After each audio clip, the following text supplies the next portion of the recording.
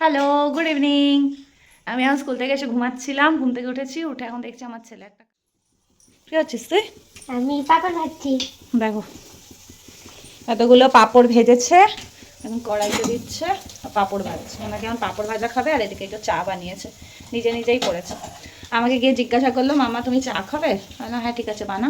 তো এসে দেখছি এখন পাঁপড় ভাজছে আর চা বানিয়েছে, বানানো হয়ে গেছে, এখন আপাতত পাঁপড় ভাজছে। আস্তে করে দেখে আসতে তো চলে যাবে, আস্তে কর। হুম, দেখতে পাচ্ছ সবাই, মানে ওকে একা এই রুমে ছাড়লেও এইসব করতে থাকে, কিছু আর বলার নেই। হ্যাঁ আছে পাঁপড়, সবাইকে টাটা করে দাও। সবাইকে টাটা। এখন আমি পাঁপড় ভাজা খাবো আর চা খাবো, ব্যাস এটাই আমার কাজ, এখন আর কোনো কাজ নেই।